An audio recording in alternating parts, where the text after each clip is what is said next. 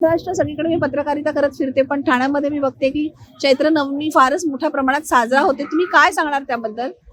खरं म्हणजे आपण पाहिलं असं ठाणे, खरं म्हणजे धर्मवीर आनंददिघे साहेबांचं ठाणे. ठाणे खरं म्हणजे माननीय मुख्यमंत्री उपमुख्यमंत्री एकनाथजी शिंदे साहेब यांचं ठाणे.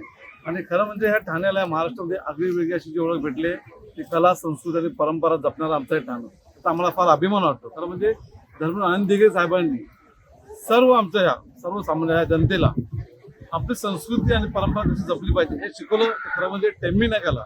आज जे आमचा आनंद आश्रम आहे त्या माध्यमातून बरेच असे उपक्रम राबवत असतात आणि ते बघत आम्ही लहानाचं खरं म्हणजे मोठं झालं.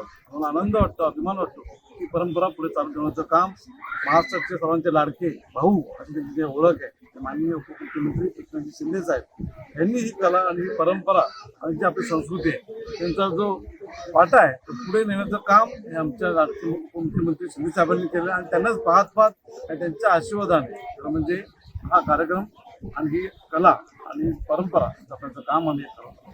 सर, दरवर्षी उपमुख्यमंत्री एकनाथ शिंदे मुख्यमंत्री होते तेव्हा पण वेळ काढून या देवीला नक्की येत होते, तर तुम्ही काय सांगणार त्याबद्दल?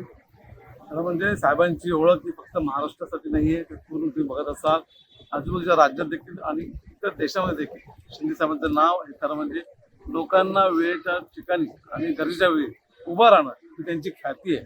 खरं म्हणजे आपल्या कार्यकर्त्याला कसं आपण आमदार ठेवू शकतो हे जपण्याचं काम हे माननीय मुख्यमंत्री उपमुख्यमंत्री आमचे शिंदे साहेब करत असतात. तर हा कार्यक्रम असो कोणतीही गोष्ट असो प्रत्येक वेळेला आवर्जून त्यांना जर आम्ही आमंत्रण दिलं तर ते कोणताही वेळ न बघता जसं त्यांना शक्य आहे ते आम्हाला आनंद ठेवण्यासाठी आणि आईच्या चरणी दर्शन घेण्यासाठी अवश्य येत असतात. त्याचा आम्हाला खूप आनंद असतो आणि त्यानंतर हा कार्यक्रम अजून मोठा होत असतो. आणि आम्ही त्यांना येण्यासाठी आमंत्रित करतो आणि ते आमचं नेहमीच आमंत्रण मान ठेवत असतात. बोला अंबे मात की